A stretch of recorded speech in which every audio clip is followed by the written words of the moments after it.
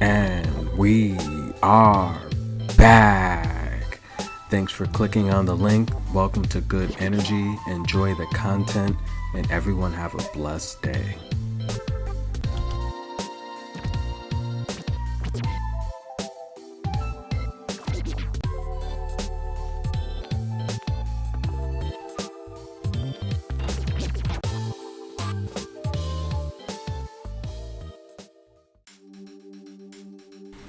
And we're back, guys. Thanks for clicking on the video. Please like, subscribe, comment below.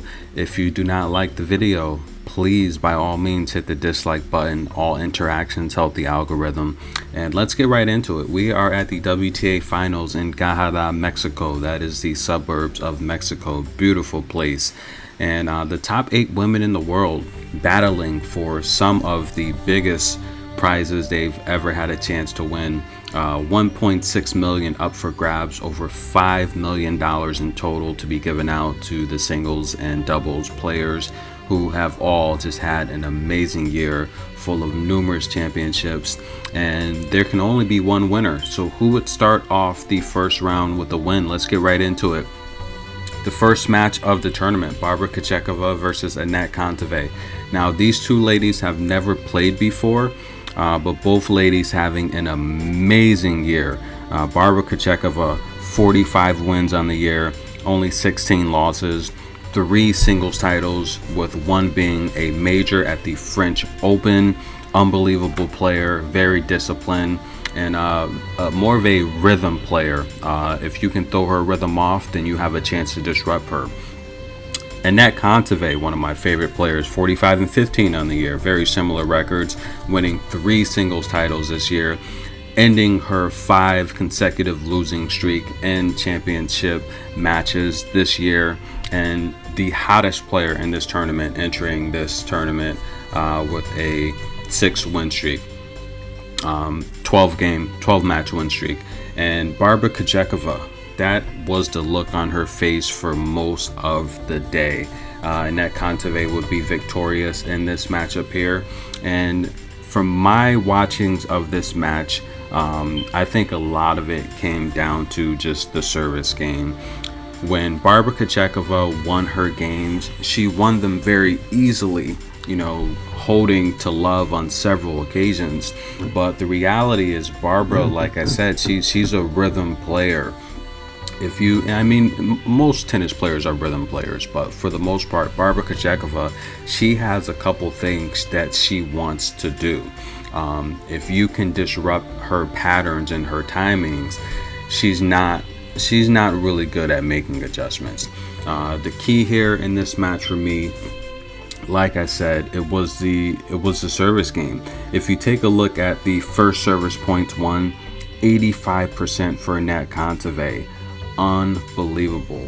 She dominated the serves. Now, Barbara Krejčíková, was able to force deuce on a couple occasions, so the match wasn't as lopsided as a score can appear some of these times. But the key was very simple.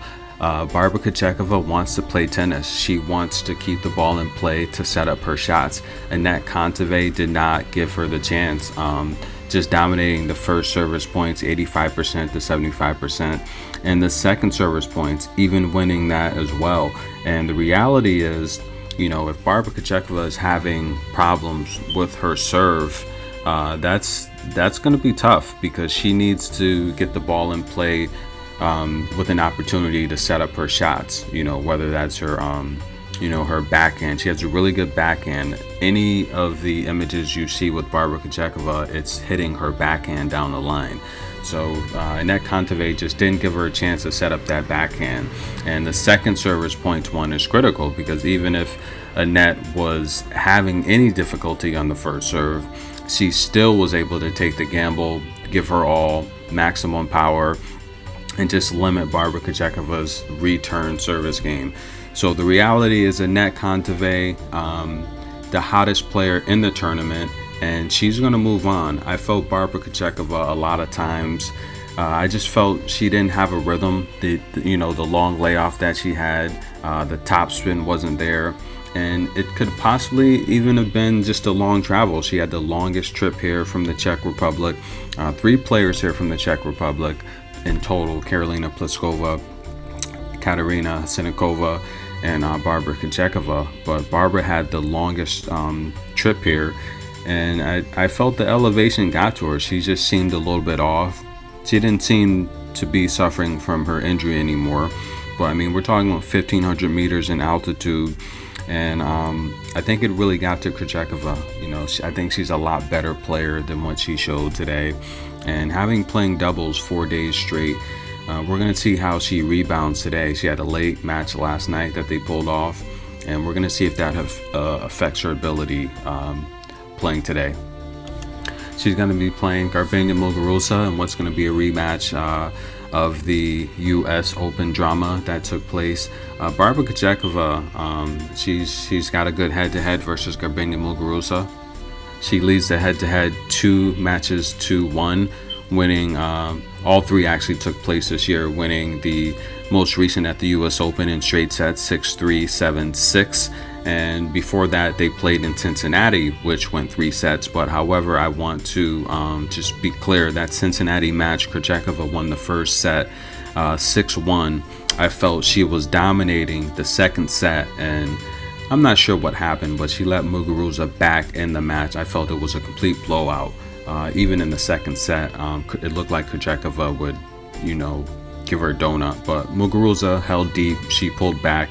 But eventually, Krejčíková closed it out 6-2 in the third set. Before that, they did play in Dubai, which two pretty close sets in Dubai. But I think Krejčíková is a better player, and I do see her beating Muguruza today. But let's take a look at the Muguruza versus Plíšková matchup, and let's see what happened there for Muguruza. Garbiñe has had success against all the players in this tournament, but I feel in terms of her draw, it's just a very bad draw. Although the crowd is behind her, it's an overwhelmingly supportive crowd for her and Paula Badosa. But the 2 players that she's got stuck with in the draw are 2 players I feel that just have her number. I mean, Karolina Plíšková, they've played a total of 10 times, and Plíšková she's owned her 8 times, 8 of those 10 times winning those matches.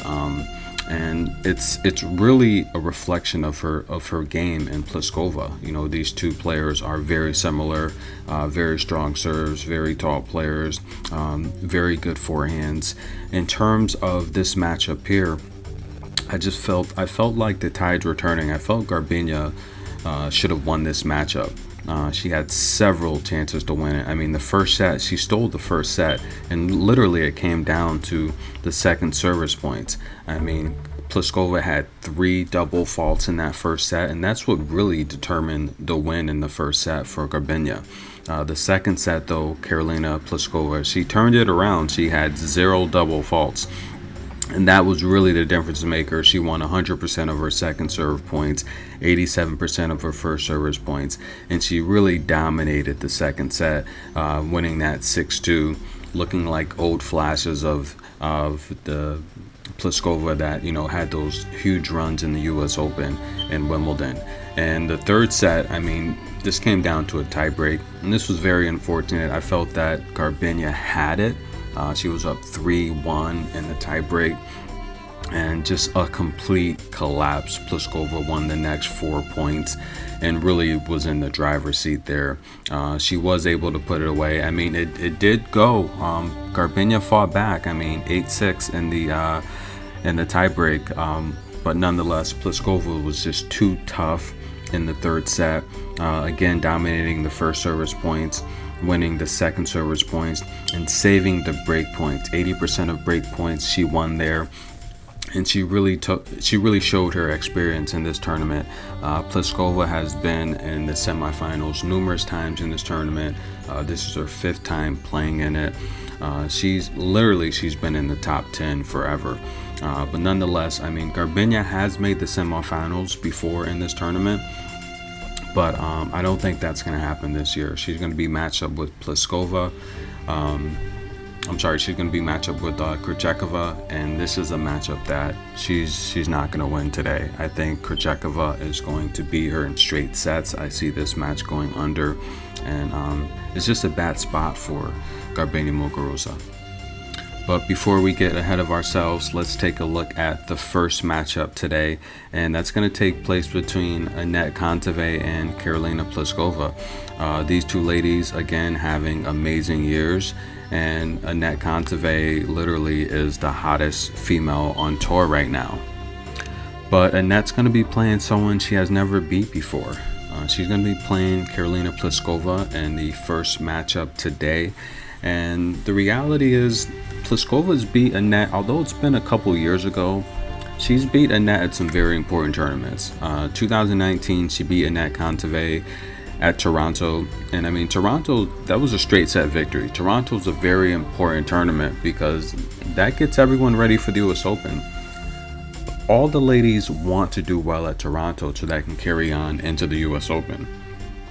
Earlier in 2019, she beat her at the Indian Wells, and although it went 3 sets, the third set, she dominated Annette Kontaveit 6-2. Indian Wells, the 5th major, a ton of money up for grabs. That's when you see a lot of these people's best, especially, at the majors and tournaments like the Indian Wells.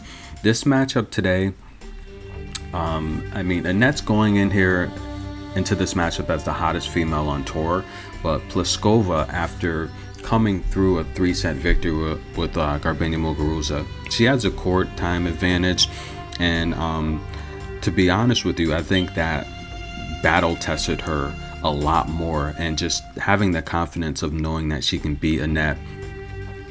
She's a 2-1 underdog in this matchup. Plíškova's a live dog in this matchup, but nonetheless, Annette Kontaveit this year, when she wins the first set, she is 24-1. Unbelievable. She's on a 12-match win streak, and the reality here is this elevation doesn't seem to be bothering any of these women here, although take a look at this image here of Plíšková. She did get gassed in the third set, but nonetheless, I think having a day's rest, she'll be fine. But some athletes just can't play well in elevation. I mean, it's like, especially in the States here, when a lot of teams, especially the East Coast teams, when they travel to Denver, Colorado, like the football leagues and the basketball leagues and the baseball leagues, these teams struggle. They have to make adjustments, especially with how the ball spins, and especially the combat fighting sports. A lot of athletes like to travel to Denver and run and train in the elevation. A lot of the boxers, the ultimate fighters, they love training in Denver, Colorado. Cowboy Cerrone, that guy's had a great long career, longevity, and a lot of that's been from training in the elevation. Although now I think he's probably punch drunk and definitely needs to retire. But nonetheless, I think the rest with Plíšková having a day's rest, I think she'll be fine, and she's a live underdog. Like I said, this is a matchup where when you know you can beat someone, there's a different level of confidence there. Annette's playing though. You gotta like Annette. I mean, she looked amazing against Barbara Krejčíková.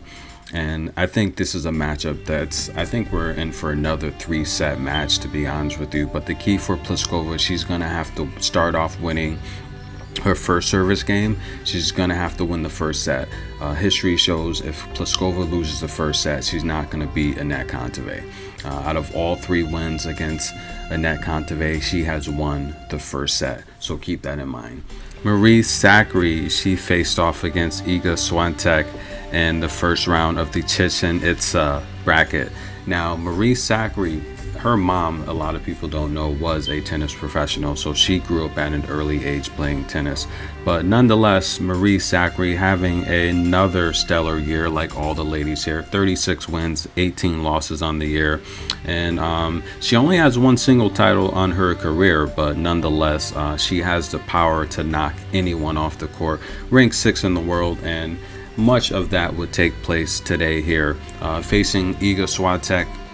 Iga 35-13 on the year, winning a couple single titles in the first half of the year, and it looked like she was headed for a repeat at the French Open, defending her title, but that did not last too long, and today would not go well for her, dropping her head on several occasions.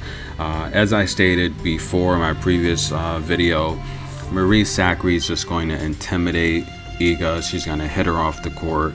Iga's going to lose her confidence, and this match is going to be over pretty quickly.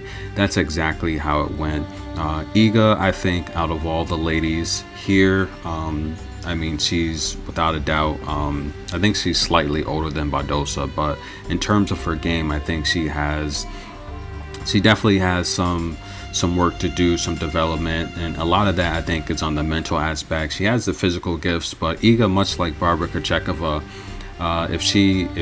if her game is not going how she game plans, it's very tough for her to make adjustments, and it's easy for her losses to get ugly. She does not play well from behind. If she drops the first set, she's going to lose. She just doesn't have the confidence. And I've said that before about Iga. I think of all the ladies here, she's probably the weakest in many aspects. Not to take anything away from these players, I think they're all great players, but in comparison of the draw here, I think Iga is definitely the weakest competitively and mentally. And we'll see how she does the next round, but she's gonna have to clean up a lot of things. If we take a look at some of the match stats here, Marie Sacre just simply dominated this from beginning to end. I knew it would go down like this. The two here, they've never played head to head outside of last month, but nonetheless, aces wasn't really an issue. Marie Sacre is known to make a lot of mistakes, and she kept down her double faults to only 5. Iga actually had more double faults than Sacre. The first serves won 96%. It's simply put right there. Marie just overpowered Iga. She dominated her and intimidated her. 15 winners to 8.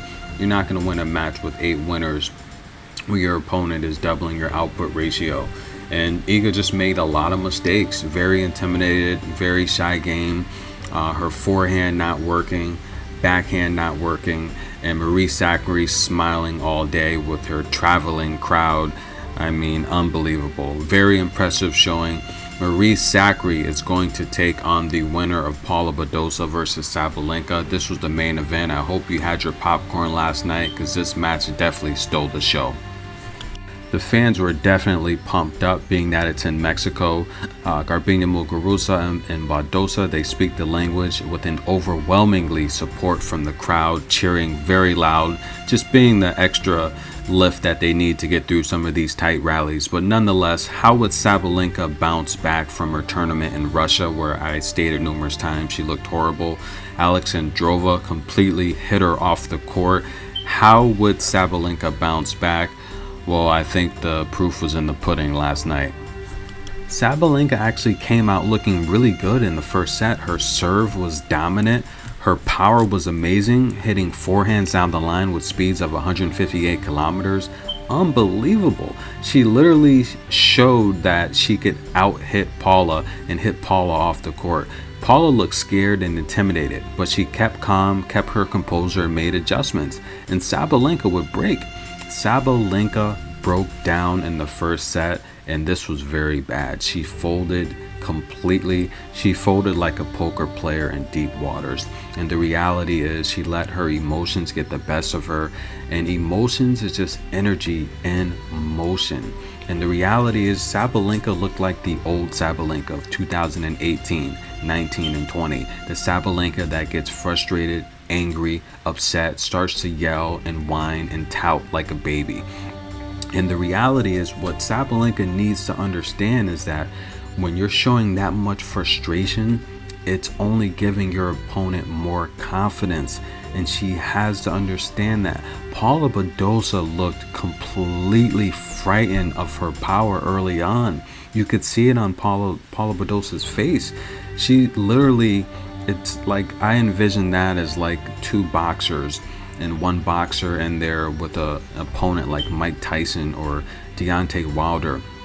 like, oh my goodness, what have I got myself into? The power that this person has. When you feel her power coming back down that line on the return serve, it's unbelievable. It scares players.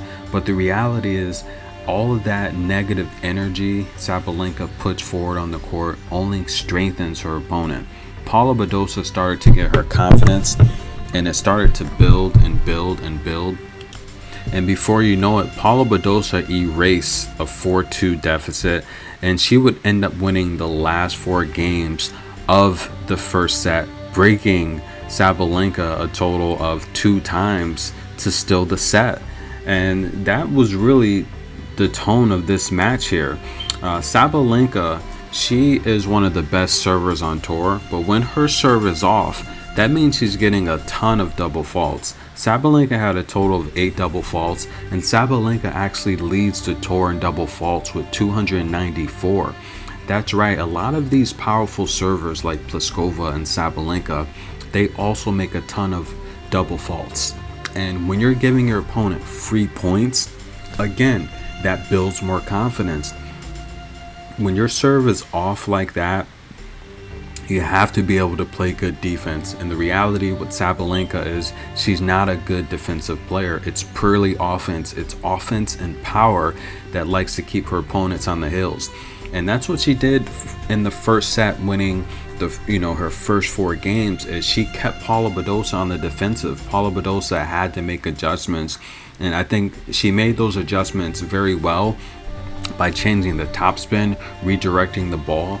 And these are things that you have to do to beat Sabalenka. You have to be able to adjust the topspin so that her returns are not as powerful. And then you make her play tennis until she overhits and make a mistake. And that's exactly what Paula Badosa did. Paula Badosa actually ended up winning the first serve percentage, 57%. And she limited her unforced errors to only 19, which I think that's pretty good against someone with Sabalenka's power.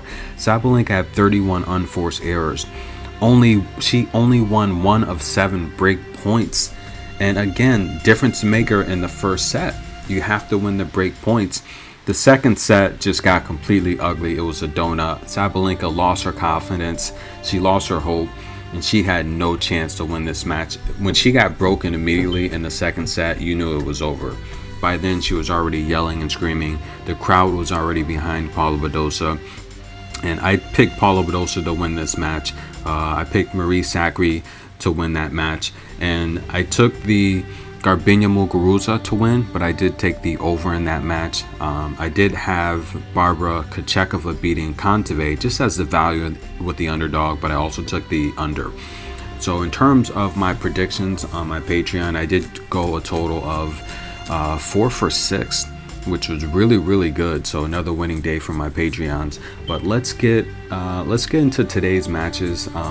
We're gonna do a official prediction for today's matches and tomorrow as well, and then we will recap what it's going to be looking like heading on after the semifinals and see who has a good chance of making the finals. So let's take a look here. So today we kick things off with Annette Kontaveit versus Karolina Plíšková. So we know Plíšková owns a head-to-head 3-love. However, Annette Kontaveit is the hottest player in this tournament. She's on a 12-match win streak, and she's a 2-1 favorite here. The reality here says, there's not many players in this tournament that can stop Annette Kontaveit. There's not many players in this tournament that can stop Paula Badosa. But again, we're going with the value. Plíšková is a 2-1 underdog. At this point, all of these players, they can see their eyes on the prize. The undefeated players especially, they can see the $1.6 million prize. They can see the yearly trophy, being named the best player on tour for that year, beating the best in the sport. You have to take Plíšková at the 2-1 underdog. It's purely value. Can Annette Kontaveit win this match? She's never beat Plíšková, but the reality is she can beat Plíšková. Plíšková we've seen play against a lot of the shorter players. Sometimes if you make her move vertical, it appears as though she has 2 left feet. But however, Plíšková, we saw her heel to her aces in her serve to get through that match with Garbiñe Muguruza. If she can lean on her serve with this match early on and steal the first set, I think she'll win the match. But she's gonna have to win the first set. Anett Kontaveit, when Anett Kontaveit wins the first set, she's going to win the match. She's 95% win rate. So the reality is, but the thing with Plíšková is one of the few players in this tournament that can actually play from behind. Players like Iga, players like Krejčíková, Zachary, they don't play well from behind. But I'm going to take Plíšková to win this matchup. Tough matchup to predict. Very tough matchup. It's tough to go against Anett Kontaveit, and that's one of my favorite players on tour. I like her game. She's very versatile. She doesn't really have anything that I would say she does great, but I think she does everything really, really, really good, which helps propel her against the average opponent, and even the elite opponents. But I definitely like Plíšková and her serve. We know Plíšková has the dominant serve, and if she can have a showing of 15 to 20 aces in this matchup, she's going to get through this matchup. So we're taking Plíšková to win and book her spot. That's right, book her spot there in the finals. But nonetheless, here let's take a look at let's take a look at the later matchup here. Garbiñe Muguruza versus Barbara Krejčíková. These ladies have played 3 times, with Barbara Krejčíková winning the 2 most recent this year. I'm gonna go with Barbara Krejčíková to win this matchup. I think having the extra court time with their doubles opponent, Świątek, I think she's probably adjusted to the travel. I think she's adjusted to the elevation. I'm going to take Krejčíková to win this matchup against Garbiñe Muguruza. Now, I know Garbiñe wants revenge, but I think that was a bad loss against Plíšková. She had it, and it's really tough to overcome those types of losses. Barbara Krejčíkova's loss to Anett Kontaveit, it was a lot closer than the score seemed. Barbara's service games that she won, I mean, she won them to love. So, I mean, if her offense is on, it's going to be very tough to stop her. But nonetheless, Barbara Krejčíková, I'm picking her to beat Garbiñe Muguruza and then have a chance to make it there to the semifinals, and potentially she'll be facing a Plíšková. We'll see what happens there, but she's definitely going to have to go through Anett Kontaveit again, and I think I could see that going differently this time. I definitely can. But nonetheless, let's take a look at the other bracket here, and we have the Chinchin Itza. So those matches will take place tomorrow, and the first matchup is going to take place with that's going to be Marie Zachary versus Paula Badosa, and that's going to be a good matchup. It's tough to go against Paula Badosa, to be honest with you. The second hottest player in this tournament, good at making adjustments. But I'm going to take Marie Zachary to defeat Paula Badosa. I think you saw early on how the powerful players can frustrate Badosa, and what Sabalenka was doing early on. Paula Badosa, if you watch that match, she was definitely intimidated. Now you're going to take someone that also makes a lot of errors, but again, like Sabalenka did earlier this year, she's fixed her errors, she's fixed her mistakes, and she's managed to play through them and a lot more smarter. Now, factor in that same power with a smarter player, I think Badosa gets broken early, and it's tough. It's going to be tough for her to overcome that. So I'm going to take Zachary to defeat Paula Badosa in what's going to be a tough match. Paula Badosa is not going out without a fight, but I do think Zachary is a better hardcourt player. I do think she's a better athlete, and I do think she does take a lot more risks, but I think she's also a better shot maker, and I think she's just stronger. So I'm going to take Zachary to defeat Paula Badosa. I imagine that's probably going to be a 50-50 match, if not Zachary Sakkari might even be the underdog there, especially after Badosa beating Sabalenka. And then we're going to take a look at Sabalenka versus Iga. I'm going to take Sabalenka to beat Iga. I think Sabalenka's going to bounce back, hit her off the court, and we'll potentially see a rematch with Sabalenka and Badosa. And that might go differently this time. So don't think Badosa is going to beat Sabalenka twice. But nonetheless, I do have Sakkari coming undefeated here and potentially having a chance to make the finals there. So those are going to be my predictions for this round. But join my Patreon. I'm going to give you a full review and analogy. And if I see something that I feel needs to be notated, I'm going to write that up for you. And I'm going to give you an official prediction on my Patreon. If anyone that follows my Patreon, you know the run that we've been on. The last 90 days, I have over 75 winners on the site. Not that many losers, guys. We're talking about 85% win rate on the site. Anything I put on there will win. Although I do give you just a free preview prediction on these videos, I only put the locks that I think will win and know will win on my Patreon. So join my Patreon. Those are going to be the guaranteed locks. 4 for 6 so far in this tournament on my Patreon. Very good. And I'm looking to go undefeated in these rounds, as I have a really, really good angle on who's going to win these matches. But nonetheless, this is good energy. Thank you for listening, watching, and please like, subscribe, comment below. Tell me who you think is going to win. This is the WTA Finals from Guadalajara, Mexico, and we will have a winner here in just a matter of a few days. Thank you, guys.